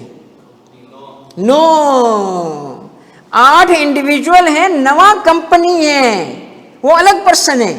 ओके, अलग पर्सन है। यस, यहां आके फर्क आ गया कंपनी में और बाकी पर्सन्स में। अब सुने अंग्रेजी इसकी, क्या लिखा है? Law recognises company as a person. अब तक क्या बोला था? Law does not recognise individual business of individual as separate person. Law does not recognise business of partnership as person, but law recognises business as person अगर वो company की form में बना रहे हो। जिसकी वजह से क्या होगा? जिसकी वजह से अब लफ्ज आ गए, वही लफ्ज आ गए, क्या मिलेंगे? Rights and obligations similar to the person, similar to the person. अब पहला राइट देखो क्या मिल गया, वो अलग हो गई। किससे अलग हो गई? उन लोगों से अलग हो गई जिसने उसको बनाया था। पर्सन ही अलग है, दूर, वो अलग है, ये अलग है। और दूसरी बात, एसेट किसके हैं? ओनरशिप। ना ना, गलत बोला, यही तो गलत है ना भाईजान। ये जो आप फाइनेंशियल अकाउंटिंग में चीजें पढ़ते हो, ये कंपनी लॉ में बेड़ा गर्क करती हैं। कि कंपनी लॉ पढ़ाना अलग चीज है, वो लॉ सब्जेक्ट है। एक्यूरेसी, ये किसके एसेट्स हैं? ये शेयर होल्डर की नहीं है। कोई शेयर होल्डर अगर कंपनी में जाए और बोले कि चूंकि यहां मैं इस कंपनी का 5% का शेयर होल्डर हूं, ये चेयर मुझे अच्छी लगी है, मैं घर ले जाऊंगा, वो खान भाई जो दरवाजे पे खड़ा है उसको बुलाएंगे, हाँ समंदर खान जरा इधर तो आना, इसको लात मार के निकाल, तू शेयर होल्डर है ना, तो कंपनी नहीं आ सकते, तेरे बाप की कंपनी नहीं है। अरे मेरी नहीं, मेरे बाप की नहीं, मेरी कंपनी है। नहीं, तुझे इस 5% की वजह से राइट्स हासिल है, तुम शेयर होल्डर हो, ना कंपनी के ओनर हो, ना कंपनी के एसेट्स के ओनर हो, शेयर के ओनर हो। मगर शेयर के ओनर बनने से ना कंपनी के ओनर बनोगे, ना एसेट के ओनर बनोगे, तो मैं फिर किसका ओनर हूं? शेयर के। तो मुझे क्या मिलेगा? मीटिंग में जब आओगे ना, एनुअल मीटिंग में, वहां तुम्हें वोट करने का, वहां पार्टिसिपेट करने का, बिरयानी खाने का, फाइनेंशियल स्टेटमेंट्स लेने का, और जब डिविडेंड इशू करेंगे तो डिविडेंड का राइट है। बस, इससे ज्यादा तेरा कोई राइट नहीं है। अगर ज्यादा शेयर होल्डर बन जाओगे ना तो कंपनी के डायरेक्टर बन के चला भी सकते हो, मगर कंपनी के एसेट घर ले जाओगे ना तो तेरे पे FIR कर देंगे हम। FIR कट जाएगा तेरे पे, यही कुर्सी लेके जाने की। अच्छा जान छोड़ यार, कहीं अच्छा था, मैं बीवी को जाके सुना देगा यार तूने कहा ये कंपनी मेरी है, मेरी नहीं है। आई बात समझ? What is a corporate personality? समझ आ गया कैसे डिफरेंट है? शेयर होल्डर होना का क्या मतलब है? लोग क्या क्या मतलब, आई डोंट नो, बोलना चाहिए नहीं बोलना चाहिए, गलत पढ़ाते। शेयर होल्डर का कंपनी लॉ की बुक में गलत लिखा है यार, ओनर्स ऑफ अ कंपनी, यार गलत है। बिलीव में, जो लोग कंपनी लॉ जानते हैं ना, उनके सामने ये जुमला बोलोगे शक्ल पे लाने देंगे, क्योंकि गलत स्टेटमेंट है, रॉन्ग। तुम लॉ के स्टूडेंट ही नहीं हो। You are not the owner of the company, you are the owner of shares of a company. अब वो चाचू और वो जो चाची बैठे हैं अपने बच्चों के साथ, वो क्या है? शेयर्स। किसके ओनर है वो? Shares of the company. जिसकी वजह से उनको क्या मिलेगा? Certain rights, certain obligations. Right में क्या शामिल होगा? प्रॉफिट मिल सकता है, वो कंपनी के डायरेक्टर बन सकते हैं, ठीक है। वो उसके ऑब्लिगेशंस में क्या होगा? जो पेमेंट करनी थी वो उनको सारी करनी पड़ेगी। ये बात के कॉन्सेप्ट हैं, थोड़े से इंट्रोड्यूस अभी नहीं करूंगा, बिकॉज मुझे एक बात, स्लेवरी है, स्लेवरी है। स्लेवरी किसको कहते हैं? गुलामी। पाकिस्तान में किसी बंदे को तुम स्लेव बना सकते हो? रास्ते से जाते हुए बंदे को पकड़ लिया, ये मेरा स्लेव है, ठीक है, और बोलो जी मैं तो इससे पूरी गुलामी करवाऊंगा। स्लेवरी है मुल्क में? Can you own a person? तो how can you own a legal person? मेरा सवाल ये है, how can you own a legal person? You can own assets, you can own property, but you can not own person. यार ये basic चीजें, basic चीजें यार, यकीन करो I enjoy this subject because के इस पे गलतियां ही बच्चे इतनी करते हैं, मुझे मजा आता है उनको करेक्ट करने में। कॉन्सेप्ट भी बिगड़े होते हैं लोगों के यार, यकीन कर लो। ऐसी नमूने चीजें का। लिमिटेड लायबिलिटी कंपनी में पिछली बैच में मुझसे बच्चे ने पूछा कि मैं पढ़ाता हूं कंपनी की लायबिलिटी अनलिमिटेड है। सर कंपनी की लायबिलिटी लिमिटेड होती है क्योंकि वो लिमिटेड लायबिलिटी कंपनी है, और मेरा तरीका तुम लोगों को पता है, शक्ल पे लानत तुझे ये। फिर वो बच्चे ने बहरहाल कहीं से कोई सोर्स दिखाया, मैंने कहा नहीं ये सही नहीं है, ये गलत बता रहे हैं, ऐसे नहीं है। फिर मैंने उसको साबित किया, हैरान रह गया, कंपनी लॉ की बुक में लिखी है चीज़, हैरान रह गया। अच्छा हम तो समझते थे कंपनी की लायबिलिटी लिमिटेड। भाई कंपनी की लायबिलिटी लिमिटेड कैसे हो सकती है? वो शेयर होल्डर की लायबिलिटी लिमिटेड है। जब हम कहते हैं ना company is a limited liability company, इसका मतलब वो शेयर होल्डर की लायबिलिटी लिमिटेड है। ये कॉन्सेप्ट सीखोगे सारे बेटा, ओके। चलो मेरे बच्चों एग्जाम्पल सुनो भाई, पढ़ो। ये आपकी बुक की एग्जाम्पल है, आपकी बुक के सारे MCQ, आपकी बुक की सारी एग्जाम्पल्स सब कंप्लीट करवाऊंगा बेटा। पढ़ो एग्जाम्पल को, ये आपकी बुक की, अब समझ आ जाएगी, मुझे पढ़ाने की जरूरत भी नहीं है। ऑनलाइन वाले बच्चों पढ़ो। SMC का मतलब है सिंगल मेंबर कंपनी। जब कंपनी सिंगल मेंबर की होती है ना तो ब्रैकेट में ये दोनों लफ्ज लिखने होते हैं, SMC single member company dash PVT private limited.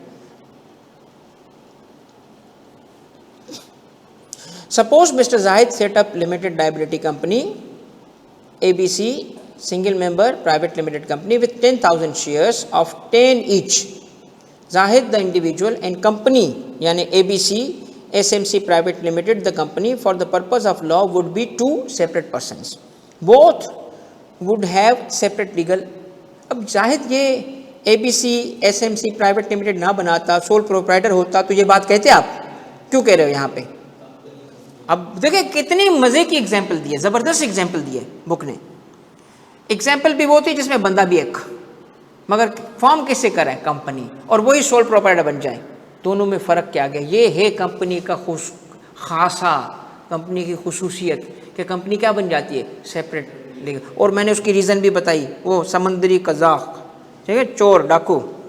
आ जाओ मेरे बच्चों आगे। अब चूंकि क्या बन चुकी है वो, सेपरेट लीगल एंटिटी, तो इस वजह से उसको बाकी पर्सन्स के बराबर राइट्स होंगे।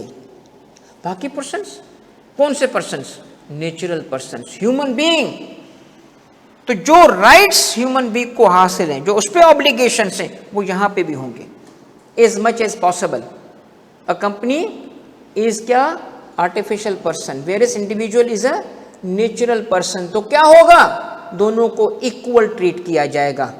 लॉ एसेंशियली ट्रीट्स बोथ, यानी individual and the company in the same way whether they are artificial. इनके लिए लीगली वो एक ही चीज़ है। हाँ, थोड़ा सा मसला आता है, वहाँ थोड़ा सा फर्क करता है लॉ। ऐसे नहीं कि 100% सेम मानता है। वो इसलिए नहीं मानता कि अगर कोई लीगल ब्रीचेस हो जाएं तो कंपनी जेल में नहीं जा सकती। वो ये नहीं करते कि इसके लिए अलग से एक बड़ा सा जेल बनाया है जहाँ पे कंपनी की सारी फैक्ट्री उठा के आएँ और कहें जी ये सारी बिल्डिंग उठा के नीचे से पहिए लगाओ इसको और ये ले जाओ जी इसको जेल में डाल दो। नहीं, कंपनी जेल में नहीं जा सकती। और एक वो भी एग्जाम्पल बताऊं जिसमें ये डिफरेंट है, कंपनी वोट नहीं ले सकती। यानी आप वोटिंग करने जाए सीईओ, मैं 2 वोट दूंगा, क्यों भाई? एक मेरा एक मेरी कंपनी का। कंपनी भी तो सिर्फ क्या है, पर्सन है ना? नहीं ना, पर्सन तो है, चूंकि सर तारिक ने पढ़ाया था दोनों को इक्वल है। भाई इक्वल है तो वोट में भी इक्वल नहीं, 100% इक्वलिटी नहीं है, ठीक है। इक्वलिटी का मतलब यहाँ पे इसेंशियली इक्वल है बोथ पर्सन के राइट्स एंड ऑब्लिगेशन में, कहीं कहीं फर्क भी होगा। ऑनलाइन वालों का क्लियर हो गया ये कॉन्सेप्ट मेरे बच्चों? कंपनी का कुछ कॉन्सेप्ट बेहतर हो रहा है अभी आपका? डू यू थिंक कि ये सही मेथड है पढ़ाने का? If you agree with me, मैं इसी मेथड से पूरा कोर्स पढ़ाऊंगा। अगर आप कहेंगे नहीं मैं दूसरा मेथड लाऊंगा, बेटा 3-4 मेथड है पढ़ाने के मेरे पास, but I think this is the best method, this is the best method. करो भाई सवाल।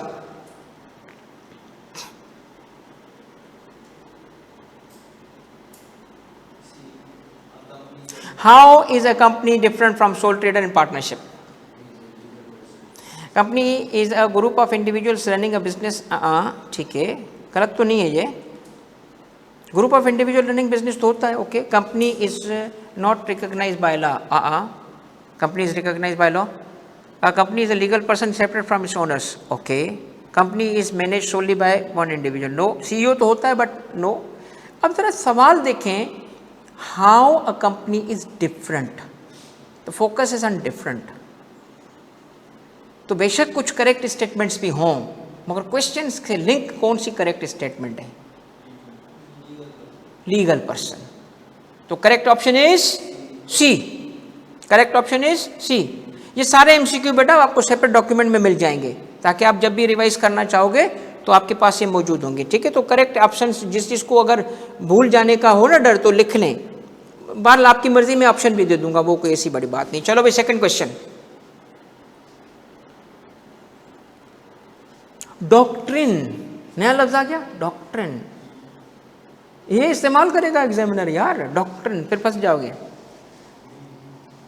कॉर्पोरेट पर्सनैलिटी की थ्योरी या कॉर्पोरेट पर्सनैलिटी का कॉन्सेप्ट, उसको डॉक्ट्रिन भी कहते हैं। ये कॉन्सेप्ट को भी कहा जाता है डॉक्ट्रिन। क्या है? The idea that only individuals have legal rights and obligations, नहीं। Concept that a company is legal person separate from its owners, okay, ठीक लग रहा है। Rule that companies must have more than one owner, no. हालांकि ये बात गलत नहीं है, ये जुमला ही गलत है। मैं क्या कहता हूँ, कंपनी का ओनर नहीं होता, मगर चलो लोग इस्तेमाल करते हैं, हम भी इसको मैं इसको बर्दाश्त करता हूँ कि खैर है यार। अब एक इसको कहते हैं गलतुल आम या गलतुल अवाम। ये ऐसी गलत बात होती है जो मशहूर हो जाती है। अब मशहूर हो चुकी है तो मैं बर्दाश्त करूंगा, बट है गलत। आखिर क्या है? The belief that partnerships are more secure, नहीं। तो correct answer is B.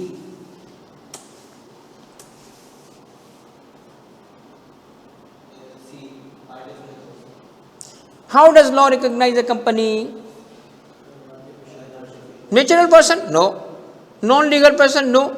Is a artificial person. C is correct.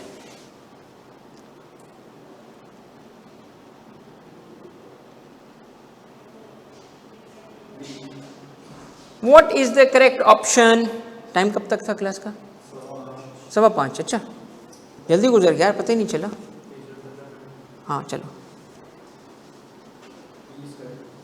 What is correct?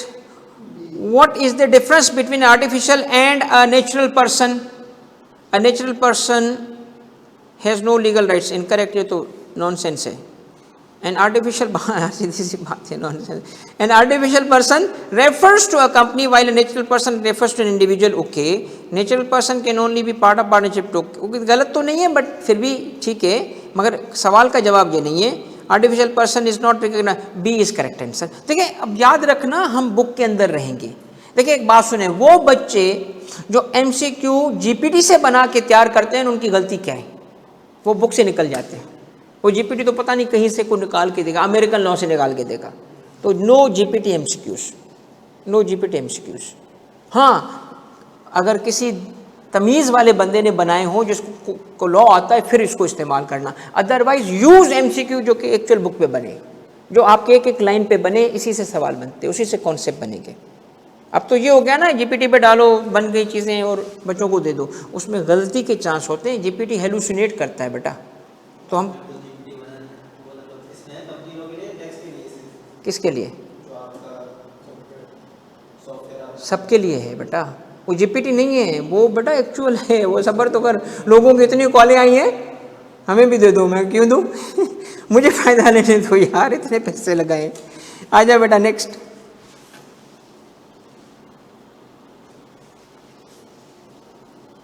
How does the law treat artificial person compare to natural person?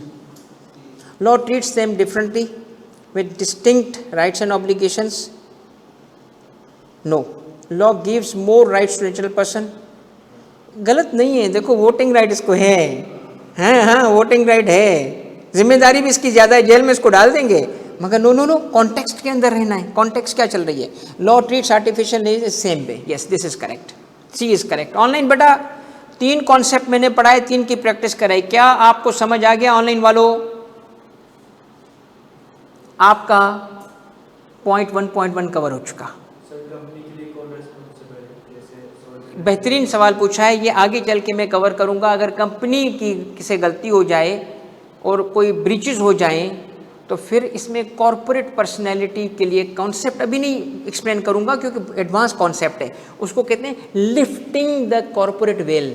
Corporate veil पर्दा है ना, individual इधर तू अलग है, company तू अलग है। फिर उस सूरत में कानून कहता है इस पर्दे को उठाओ, तो कंपनी की जिम्मेदारी उस बंदे पे आ जाएगी। तो जेल में डलता है वो सीईओ। वो आप एनरॉन कंपनी का फ्रॉड जो हुआ था ना, एनरॉन कंपनी ने फ्रॉड किए थे और जिम्मा डाला गया था, उसके सीईओ को जेल में डाला गया था। ये किसी और वक्त का टॉपिक है, आज का टॉपिक नहीं है। ऑनलाइन बेटा ठीक है, आगे बढ़े। चलो भाई, सेकंड टॉपिक हमारा है features of a company. Features of a company पहला टॉपिक आपका कवर हो चुका है।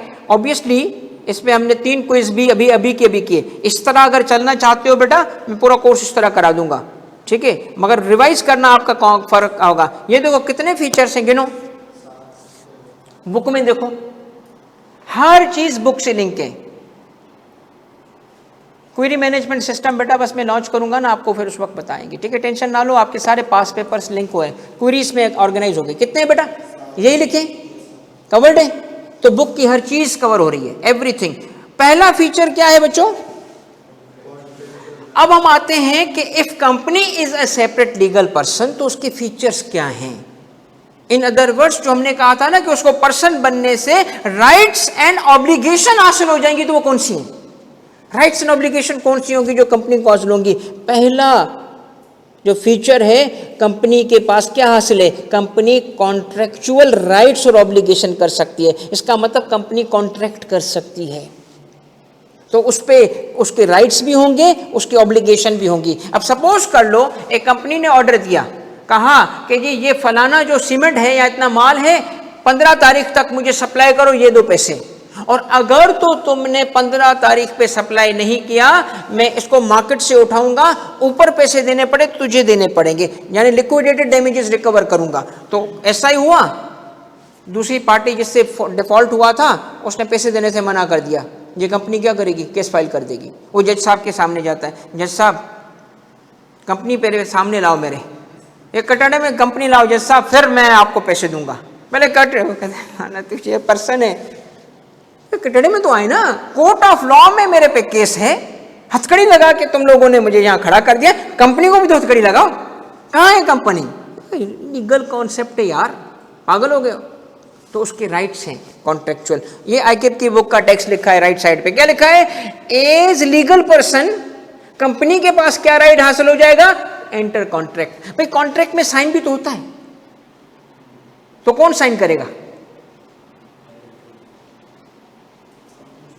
कंपनी साइन कैसे करेगी? कॉन्ट्रैक्ट दोनों पार्टी का होगा ना, निकाह होता है तो दोनों पार्टी साइन करती है, कॉन्ट्रैक्ट है ना बेटा। तो यहां कौन साइन करेगा? अब सुने, कंपनी के सिग्नेचर को कहते हैं कंपनी सील, ठप्पा, वो सिग्नेचर है उसका। कंपनी सील लगेगा ना तो कंपनी का साइन हो गया। विथ अदर पर्सन्स, अब वो अदर पर्सन कौन कौन हो सकते हैं? इंडिविजुअल। एम्प्लॉयमेंट रखना क्या है? एम्प्लॉय रखना क्या है? कॉन्ट्रैक्ट। तो एक तरफ एम्प्लॉय साइन करता है, दूसरी तरफ ठप्पा, ठीक है, कंपनी है ना। और अदर कंपनीज, अनदर कंपनीज के साथ जेवीज होती हैं, जॉइंट वेंचर्स, दो कंपनीज आपस में वेंचर कर रही हैं, कर सकते हैं। क्यों? फीचर नंबर 1, फीचर नंबर 1 बताओ कौन सा है? कॉन्ट्रेक्चुअल। याद करना पड़ेगा, ये कॉन्ट्रेक्चुअल राइट्स एंड ऑब्लिगेशंस होते हैं उसके। सेकंड फीचर पे हम आज स्टॉप करेंगे, आज की लेक्चर को यहां एंड करेंगे। सेकंड फीचर है लायबिलिटी किसकी?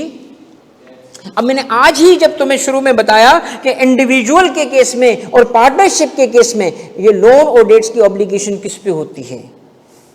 बंदे पे, खुद पे। अब ये लफ्ज मैं इस्तेमाल करना चाहता हूं, स्पॉन्सर्स पे।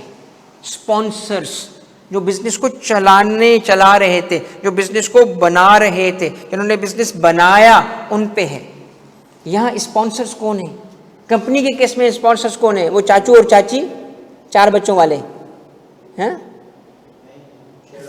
शेयर होल्डर है ना, हाँ ना, शेयर होल्डर है ना भाई। वो जो शेयर होल्डर है वो स्पॉन्सर्स हैं। मगर कंपनी बनने की वजह से जो डेट्स की ऑब्लिगेशन है, लायबिलिटी है, अब वो किसकी है? कंपनी की, शेयर होल्डर की नहीं है, कंपनी की है। अब मैंने शेयर्स लिए कंपनी के, मिसाल देना, ये बात तवज्जो से लिखना, इसको मुकम्मल नहीं समझना, ये बात अधूरी है। अभी आगे एक चैप्टर आएगा शेयर कैपिटल का, उसमें इसकी वजाहत आएगी। मैंने एक कंपनी में, एक मेरा दोस्त था, उसने कहा कंपनी शेयर इशू कर रही है, आ जा तुझे शेयर होल्डर बनाता हूँ 20% का। हाँ पागल, इतने पैसे थोड़ी हैं, सरकारी मुलाजिम हूँ। अरे यार टीचिंग भी तो करता है। हाँ यार फिर भी यार मतलब ऐसे थोड़ी है। अच्छा तू एक काम कर, थोड़े पैसे दे दे, बाकी बाद में दे देना। अच्छा ऐसा हो सकता है? हाँ हाँ भाई अपन बैठा है ना अंदर। अच्छा कितने पैसे देने? 2 करोड़। 2 करोड़ कहाँ से लाऊंगा? 2 करोड़ 2 करोड़ 2 करोड़ टोटल है। अच्छा तू एक काम कर, 2 करोड़ छोड़ 20 लाख दे दे। अच्छा 20 लाख में काम हो रहा है, 2 करोड़ के एसेट मिल रहे हैं। हाँ हाँ दे दे। अब टोटल शेयर कितने के खरीदे? 2 करोड़। पैसे कितने दिए? बैलेंस पेएबल कितना है? बस ये आज एग्जाम्पल याद करके जाओ बेटा, बड़ा कॉन्सेप्ट देके जा रहा हूं। ये जो अनपेड अमाउंट है ना, इसकी मेरी लायबिलिटी हमेशा रहेगी। इस हद तक मैं लायबल हमेशा रहूंगा।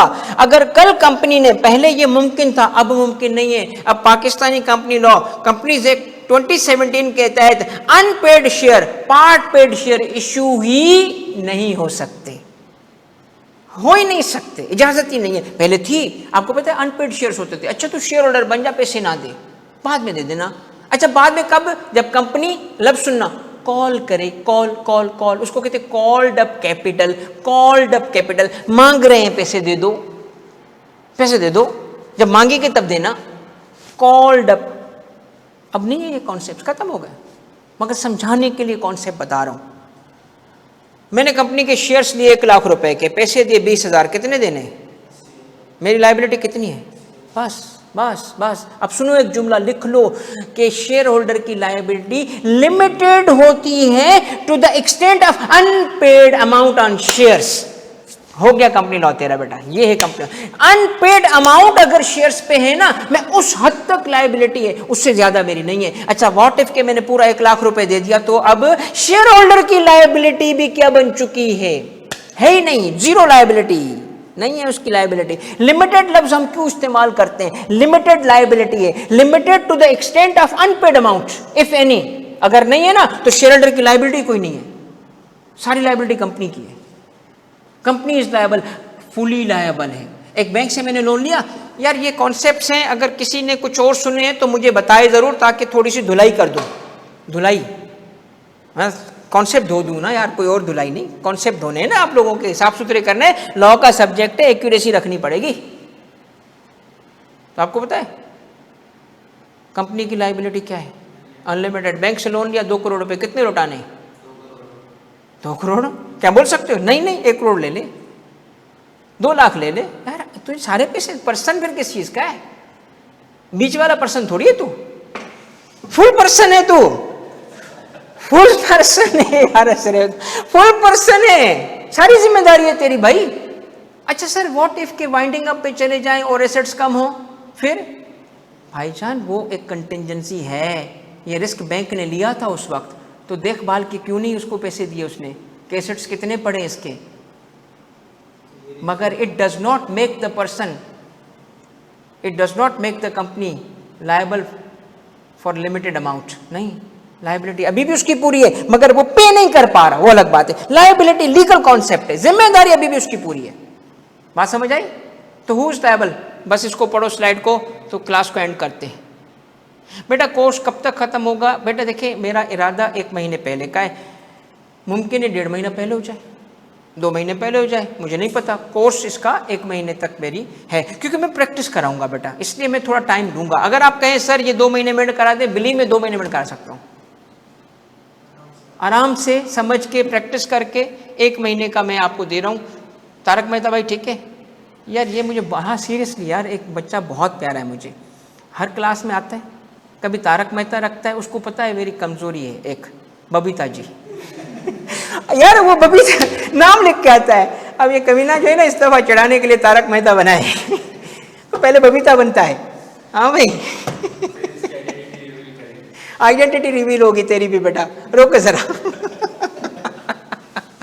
बेटा चलो इसको पढ़ लो, फिर इसको देखते हैं। If a company incurs a debt, the company itself is liable for it. Person है ना यार, पूरे पर्सन बनना है तो पूरी बनना। ऐसे तो नहीं है कि मैं लेडीज हूं, हाँ? होता है ना काम, जब फायदा लेना हो ठीक है, और जब जिम्मेदारी हो, मैं तो लेडीज हूं, मैं तो नहीं करूंगी। भाई तू लेडीज है तो तू भी तो जिम्मेदार है। ऑनर यानी शेयर होल्डर, देखो मैं बार बार बोल रहा हूँ, ये बुक की वजह से मजबूरी है मेरी, मेरा दिल नहीं मानता है इसको ऑनर लिखना। ओनर शेयर होल्डर होना चाहिए, बट बहरहाल are not liable for the debts of the company. Clear हो गए? मगर ऐसे केसेस भी हैं जो आप कॉर्पोरेट लॉ में पढ़ोगे, जब ओनर भी जिम्मेदार बन जाते हैं, जिसको कहते हैं lifting the corporate veil. I hope कि बेटा आपको आज कंपनी लॉ का फ्लेवर मिल गया होगा। थैंक यू वेरी मच बेटा। अगली क्लास में हम यहीं से स्टार्ट करेंगे। आप सबके पास आईकेप की बुक होनी चाहिए बेटा सामने फिजिकली, ताकि आप इसको रेफर करो और रिवाइज कर सको। और क्लासेस कितनी होंगी बेटा? देखिए क्लासेस का मेरा इरादा, चूंकि कोर्स छोटा है, कोर्स बहुत छोटा है, पता है, ऐसे ऐसे चैप्टर्स भी हैं जो 1 दिन में हो जाते हैं, और ऐसे 4 चैप्टर हैं। 4 चैप्टर ऐसे हैं मेरे बच्चों जो एक क्लास सिर्फ होती है उसकी, ठीक है। बड़े चैप्टर्स जो है ना, बड़े लेंथी चैप्टर्स जो हैं, उनमें से जैसे मीटिंग्स हो गया, डायरेक्टर हो गया। अच्छा, डायरेक्टर का छोटा सा हिस्सा है चीफ एग्जीक्यूटिव, अलग चैप्टर है। तो मेरा इरादा 3 दिन का है बेटा। जिस वीक में प्रैक्टिस करानी होगी, चौथा दिन बुलाऊंगा। 3 दिन के अंदर 1 महीने पहले प्रैक्टिस के साथ कोर्स करा दूंगा बेटा, ठीक है। और अगर आप कहोगे कि और जल्दी कर दें, मेरे पास सारे ऑप्शंस अवेलेबल हैं, मगर मैं चाहता हूं कि इस सब्जेक्ट को 3 दिन दूं, मगर कवर मैं इस तरह करूंगा जैसे आपके सामने था। थैंक यू वेरी मच बेटा, जज़ाकल्लाह। और फर्दर कोई क्वेश्चन हो तो मेरा नंबर आप सबके पास है, उसमें आप फर्दर क्वेरी पूछ सकते हो, ठीक है। जज़ाकल्लाह, अल्लाह हाफिज़।